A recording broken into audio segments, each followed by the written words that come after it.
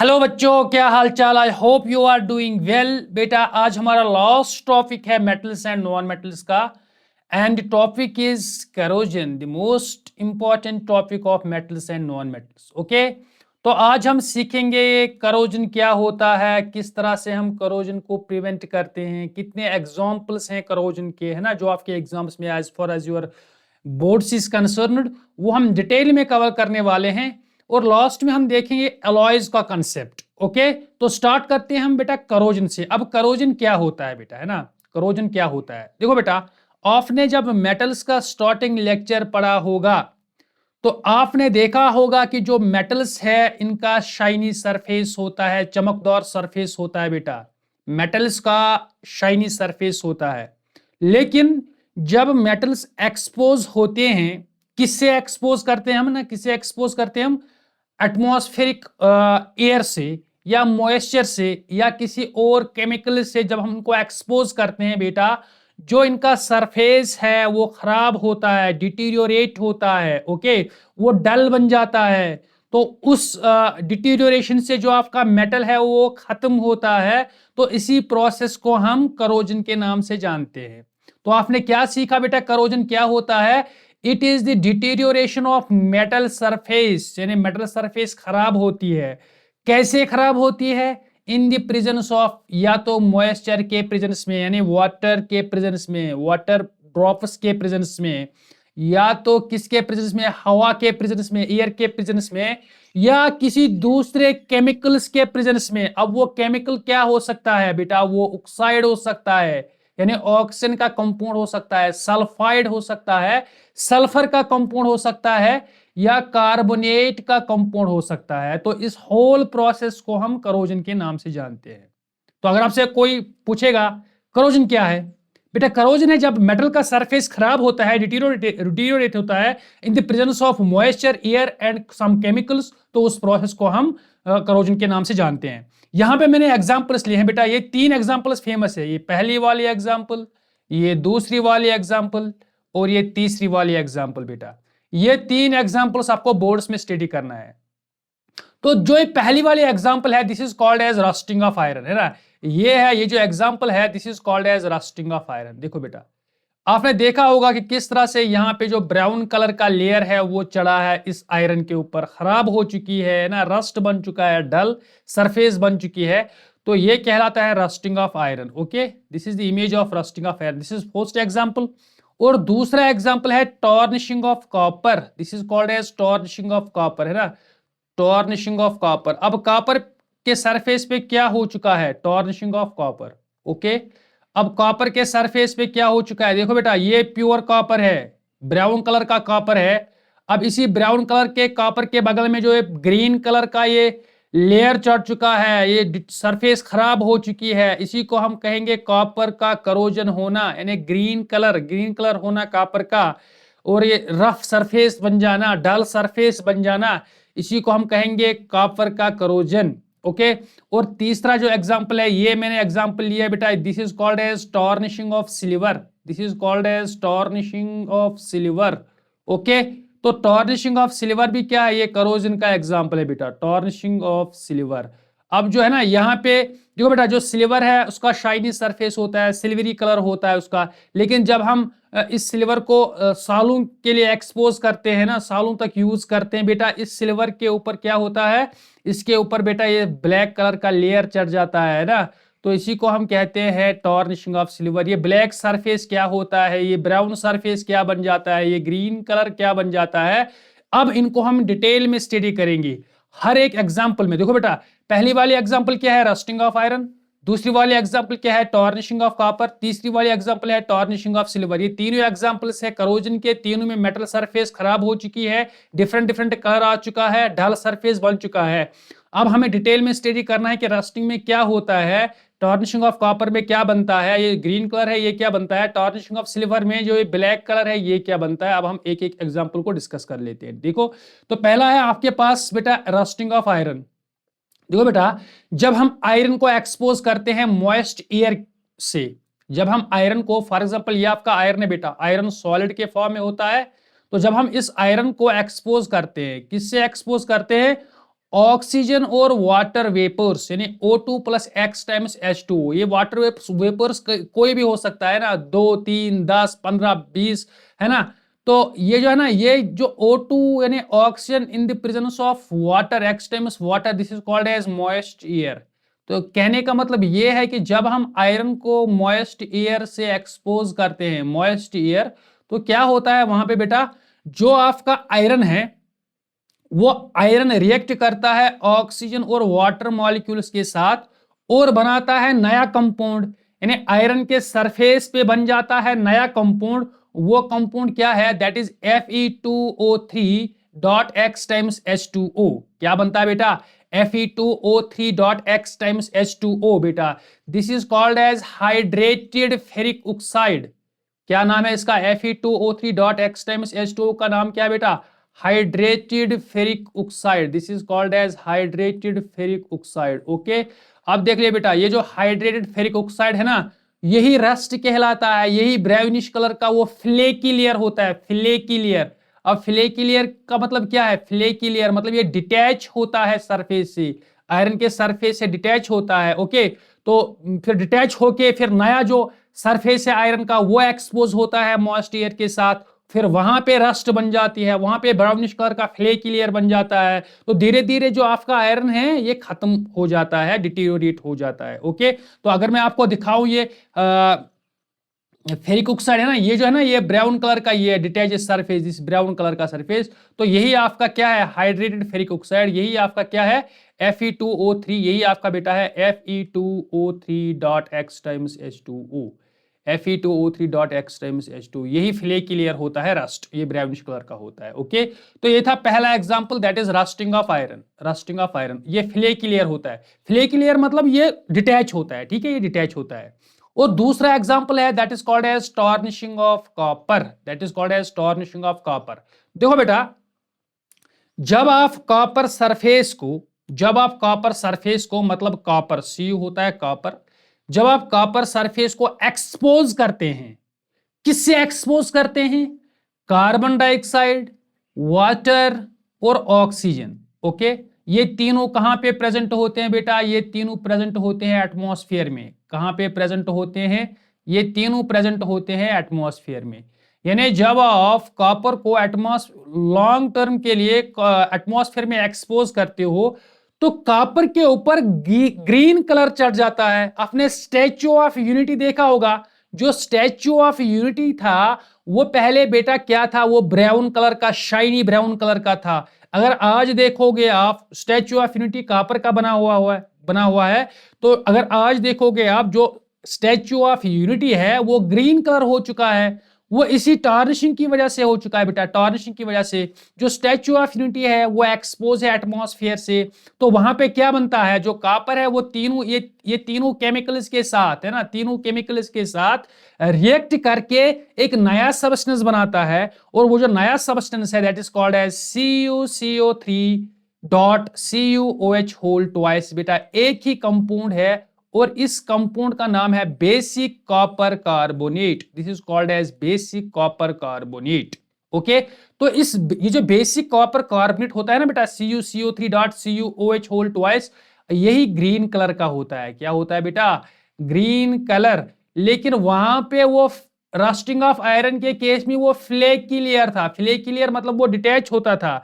लेकिन यहां पे ये प्रोटेक्टिव लेयर है बेटा, प्रोटेक्टिव लेयर, ये डिटैच नहीं होता है, ये कॉपर को फर्दर करोजन से, फर्दर टार्निशिंग से बचाता है, ये चिपक जाता है, ये प्रोटेक्टिव लेयर बन जाता है। जो ये ग्रीन कलर को बेसिक कॉपर कार्बोनेट है बेटा, ये प्रोटेक्टिव लेयर है, प्रोटेक्टिव लेयर है, मतलब ये फर्दर कॉपर को बचाता है, किससे, टार्निशिंग से। तो ये प्रोटेक्टिव लेयर है बेटा, और इसी प्रोटेक्टिव लेयर को हम पटीना के नाम से जानते हैं बेटा, इस प्रोटेक्टिव लेयर को हम पटीना के नाम से जानते हैं। ओके, तो ये फ्लेकी लेयर रस्ट कहलाता है, लेकिन ये जो प्रोटेक्टिव लेयर है यहाँ पे ये पटीना कहलाता है, मतलब कॉपर के ऊपर पटीना चढ़ जाता है। किसका, बेसिक कॉपर कार्बोनेट का। कौन से कलर का होता है, ग्रीन कलर का होता है। तो ये दूसरा एग्जाम्पल था किसका, टार्निशिंग ऑफ कॉपर या करोजन ऑफ कॉपर का। ओके, अब हम तीसरा एग्जाम्पल देखते हैं बेटा, तीसरा एग्जाम्पल देखते हैं, that is tarnishing of silver. That is tarnishing of silver. अब सिल्वर का भी करोजन होता है। जब आप सिल्वर को लॉन्ग टर्म के लिए यूज करोगे बेटा, उस सिल्वर के सरफेस के ऊपर ब्लैक लेयर चढ़ जाता है, वो ब्लैक्स बन जाता है। क्या बन जाता है बेटा? ब्लैक्स बन जाता है। वो कैसे बन जाता है? Due to corrosion of silver. देखो बेटा, जब जो आपका सिल्वर है, एजी होता है सिल्वर। जब आप सिल्वर को एक्सपोज करते हैं, this is silver, okay, this is silver. जब सिल्वर एक्सपोज होता है एक गैस से, that is called as hydrogen sulphide. ये H2S ये गैस है बेटा, hydrogen sulphide gas, in the presence of air, यानी एयर, ये एयर में होता है हाइड्रोजन सल्फाइड। जब यही सिल्वर हाइड्रोजन सल्फाइड और एयर के साथ एक्सपोज होता है, तो सिल्वर के सरफेस के ऊपर बन जाता है नया कंपाउंड, वो कहलाता है Ag2S। Ag2S का मतलब सिल्वर सल्फाइड। Ag2S का मतलब क्या है बेटा? Silver sulphide. और जो ये सिल्वर सल्फाइड है बेटा, यही ब्लैक कलर का है। ये जो है सिल्वर सल्फाइड बेटा, ये ब्लैक कलर का होता है, this is black in colour, okay. और यही सिल्वर सल्फाइड सिल्वर के केस में पटीना बन जाता है, यानी प्रोटेक्टिव लेयर बन जाता है बेटा। ये प्रोटेक्टिव लेयर बन जाता है, protective layer, that is called as patina, protective layer. तो यही आपका पटीना है बेटा, सिल्वर के केस में यही पटीना कहलाता है, okay, this is patina, this is patina, okay guys. तो this was tarnishing of silver, this was tarnishing of silver. Tarnishing of silver, किस तरह से सिल्वर का करोजन होता है बेटा, ओके। तो अब हम जो नेक्स्ट टॉपिक है जो इसी से रिलेटेड है, that is called as prevention. किस तरह से हम करोजन को प्रिवेंट कर सकते हैं, प्रिवेंशन ऑफ करोजन, किस तरह हम करोजन को प्रिवेंट कर सकते हैं। तो इसमें डिफरेंट मेथड से हमारे पास एक होता है बैरियर प्रोटेक्शन। क्या होता है बेटा? Barrier protection. बैरियर प्रोटेक्शन का मतलब, ये देखो बेटा, ये क्या करता है, ये आयरन के सरफेस या मेटल के सरफेस और एटमॉस्फेयर के बीच में एक पर्दा बनाता है, बैरियर बनाता है, इसीलिए हम इसको बैरियर प्रोटेक्शन के नाम से जानते हैं। तो बैरियर प्रोटेक्शन में आता है आपका पेंटिंग, पेंटिंग या तो पेंट, जब हम आयरन आर्टिकल्स को पेंट करते हैं या मेटल आर्टिकल्स को पेंट करते हैं, तो उससे क्या होता है बेटा, जो आपका मेटल सरफेस है वो क्या होता है, वो उस पेंट, वो जो पेंट है वो एक्ट करता है as barrier between the metal surface and the atmosphere, okay. तो ठीक है, या तो हम पेंट करते हैं बैरियर प्रोटेक्शन में, या हम ग्रीस या ऑयल लगाते हैं। तो ये ग्रीस या ऑयल क्या है बेटा, ये भी प्रोटेक्ट करता है करोजन से through by making barrier between air and metal surface, okay. दूसरा होता है बेटा सैक्रिफाइशियल मेथड। सैक्रिफाइशियल मेथड में क्या होता है, हम किसी एक्टिव मेटल यानी रिएक्टिव मेटल का कोटिंग करते हैं मेटल सरफेस के ऊपर। तो उस मेटल सरफेस, जो एक्टिव मेटल का हम कोटिंग करते हैं मेटल सरफेस के ऊपर, उसी का करोजन होता है बजाय जो जिस मेटल को हमने प्रोटेक्ट करना होता है। तो इस मेथड को हम बोलते हैं सैक्रिफाइशियल मेथड, ओके। तो सैक्रिफाइशियल मेथड में हम गैल्वेनाइजेशन करते हैं। गैल्वेनाइजेशन क्या होता है, हम मेटल सरफेस के ऊपर जिंक का कोटिंग चढ़ाते हैं बेटा, जिंक। अगर आपके पास आयरन है बेटा, तो हम आयरन को क्या करते हैं, आयरन का गैल्वेनाइजेशन करेंगे, यानी आयरन का जिंक कोटिंग करेंगे।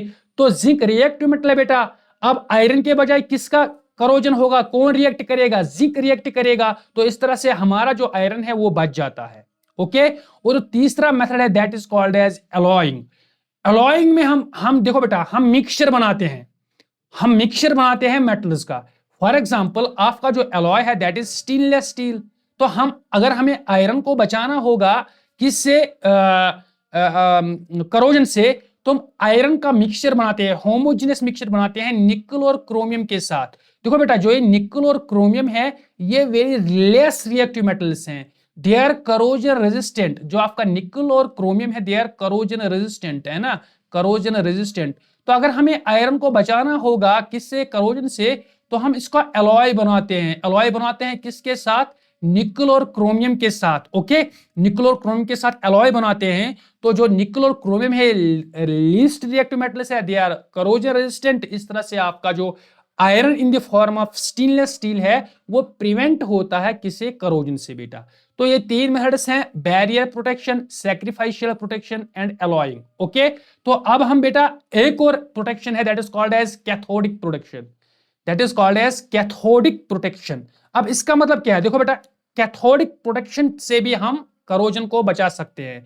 तो फॉर एग्जाम्पल देखो बेटा, ये अंडरग्राउंड जो मेटल्स होते हैं उनको प्रिवेंट किया जाता है, अगर हमें उनको बचाना होगा किससे, करोजन से। अंडरग्राउंड में भी मॉइस्चर होता है बेटा, और इलेक्ट्रोलाइट्स होते हैं, तो वहां पे भी करोजन हो सकता है। तो फॉर एग्जाम्पल हमारे पास ये अंडरग्राउंड पाइप है बेटा, ये पाइप किसका है, आयरन का है बेटा। आयरन क्या है, तो हमने इसको करोजन से बचाना है।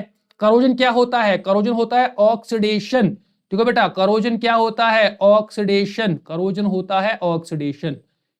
ऑक्सीडेशन माने एडिशन ऑफ ऑक्सीजन होता है करोजन में, ये एडिशन ऑफ इलेक्ट्रोनेगेटिव एलिमेंट। अब देख लीजिए, अब हमें इस आयरन को करोजन से बचाना है, तो हम इस आयरन को कनेक्ट करते हैं। कनेक्ट किससे करते हैं, रिएक्टिव मेटल से बेटा।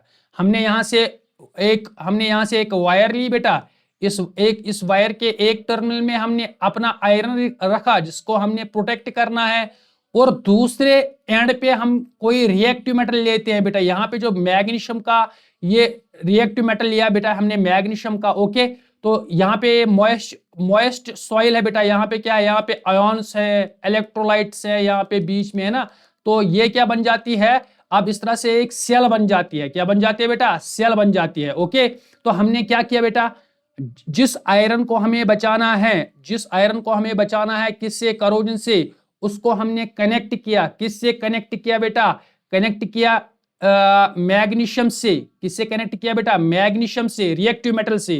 तो हमने यहां पे मैग्नीशियम लिया क्योंकि ये आयरन से रिएक्टिव है। ओके, अब देखिए यहां पे क्या होता है, यहां पे आयरन के बजाय मैग्नीशियम का ऑक्सीडेशन होता है बेटा, क्योंकि मैग्नीशियम मोर रिएक्टिव है। तो ये भी सैक्रिफाइशियल मेथड में आएगा। किसका ऑक्सीडेशन, पहले किसका ऑक्सीडेशन होता था, आयरन का ऑक्सीडेशन होता था। तो जब हमने आयरन को इस रिएक्टिव मेटल से कनेक्ट किया, तो अब आयरन का ऑक्सीडेशन होता है, अब मैग्नीशियम का ऑक्सीडेशन होता है। तो ये एनोड की तरह काम करता है, जहां ऑक्सीडेशन होता है वो एनोड कहलाता है। ओके, तो ये एनोड कहलाएगा। अब यहाँ पे मैग्नीशियम की ऑक्सीडेशन होती है, और जो ये यहाँ पे मैग्नीशियम 2 इलेक्ट्रॉन्स रिलीज करेगा बेटा, ये 2 इलेक्ट्रॉन्स कहां जाएंगे, अब इस वायर के थ्रू आयरन के पास जाएंगे। ओके, तो आयरन पे अब सी ऑफ इलेक्ट्रॉन्स होगा। ठीक है बेटा, आयरन पे क्या होगा, सी ऑफ इलेक्ट्रॉन्स। तो ये कैथोड बनेगा यहाँ पे, है ना। तो आयरन जो आपका जिस मेटल को आपको बचाना है वो कैथोड बन गया। ओके, अब कैथोड पे क्या होता है, रिडक्शन होता है। पहले आयरन पे ऑक्सीडेशन होता था, जब हमने इसको मैग्नीशियम से कनेक्ट किया, अब इस आयरन पे क्या होता है बेटा, अब इस पे रिडक्शन होगी। रिडक्शन किसकी होती है, रिडक्शन होती है ऑक्सीजन की। जो ऑक्सीजन इस सॉइल में प्रेजेंट होता है, मॉइस्ट सॉइल में। अब उसी ऑक्सीजन का बेटा रिडक्शन होता है, ये किस में कन्वर्ट होता है, वाटर में कन्वर्ट होता है। तो देखो बेटा, ऑक्सीडेशन मैग्नीशियम पे कौन, यानी मैग्नीशियम एनोड है ना बेटा, यहाँ पे मैग्नीशियम एनोड है। तो एनोड पे कौन सी रिएक्शन होगी, एनोड पे ये रिएक्शन होगी, magnesium gives magnesium 2 positive plus 2 electrons, यानी ऑक्सीडेशन होगी मैग्नीशियम की, और रिडक्शन होगी आयरन पे। किसकी रिडक्शन होगी बेटा, ऑक्सीजन की रिडक्शन होगी, क्योंकि ऑक्सीजन गेन करेगा इलेक्ट्रॉन्स को, और ये किस में कन्वर्ट होगा, ये वाटर में कन्वर्ट होगा बेटा। तो this is called as cathodic protection. तो इस तरह से हमारा जो आयरन है वो बच जाता है, किससे, ऑक्सीडेशन से या करोजन से बच जाता है। ओके, तो अब हम बेटा नेक्स्ट टॉपिक देखते हैं, अलॉयज। अलॉयज क्या होते हैं बेटा, अलॉयज। ओके, ये नेक्स्ट टॉपिक। इस तरह से करोजन आपका कंप्लीट। तो करोजन क्या होता है, deterioration of metal surface in the presence of air, moisture in the presence of chemicals. Okay, इसमें आपके 3 एग्जांपल्स हैं, rusting of iron, tarnishing of copper and tarnishing of silver. Okay, वो तीनों के केमिकल रिएक्शंस मैंने आपको बता दिए। उसके बाद आपका आता है मेथड्स टू प्रिवेंट करोजन, उसमें आता है आपका सैक्रिफाइशियल मेथड, प्रोटेक्शन या बैरियर प्रोटेक्शन। उसके बाद आपका कैथोडिक प्रोटेक्शन और एलॉइंग होते। ओके, तो अब एलॉइंग में हम एलॉयज की बात करते हैं। एलॉयज क्या होते हैं, देखो बेटा, एलॉयज क्या होता है, ये होमोजीनियस मिक्सचर होता है। होमोजीनियस मिक्सचर का मतलब यूनिफॉर्म कंपोजिशन होता है इस मिक्सचर में, यूनिफॉर्म कंपोजिशन। ओके, इस होमोजीनियस मिक्सचर का मतलब यूनिफॉर्म कंपोजिशन होता है, यूनिफॉर्म कंपोजिशन।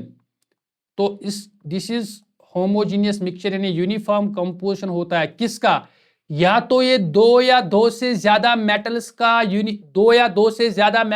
होमोजीनियस मिक्सचर होता है। अलॉय क्या होता है बेटा, या तो ये होमोजीनियस मिक्सचर होगा 2 या 2 से ज्यादा मेटल्स का, या मेटल विथ नॉन मेटल, या मेटल और नॉन मेटल के बीच का मिक्सचर होगा। तो होमोजेनियस मिक्सचर ऑफ टू और मोर मेटल्स और metal with a non metal, या तो ये दो मेटल्स या दो से ज्यादा मेटल्स का मिक्सचर होगा, या मेटल नॉन मेटल के साथ का मिक्सचर होगा, वो एलॉय कहलाता है। लेकिन कौन सा मिक्सचर है बेटा? ये होमोजेनियस मिक्सचर है जिसका यूनिफॉर्म कंपोजिशन होता है। ओके बेटा, अब एग्जाम्पल्स में आपका आता है बेटा ब्रास। ओके, देखो ब्रास क्या है? ये एलॉय है बेटा। कोई बताएगा एलॉय के एग्जाम्पल्स बताओ, तो इसमें आपका आता है ब्रास। ब्रास किसका एलॉय होता है? ये जिंक और कॉपर का एलॉय होता है बेटा। जिंक और कॉपर का, यानी दो मेटल्स का होमोजेनियस मिक्सचर होता है ये। इसी तरह आपके पास ब्रास तो मैंने आपको ऑलरेडी बताया है, कॉपर और जिंक का एलॉय होता है। ब्रॉन्ज भी आपको याद रखना है, ये कॉपर और टिन का एलॉय होता है। कॉपर और टिन का एलॉय होता है बेटा, कॉपर और tin, bronze, copper and tin. Solder किसका एलॉय होता है? सोल्डर होता है बेटा टिन और लेड का। टिन और लेड का एलॉय होता है, यानी दो मेटल्स का।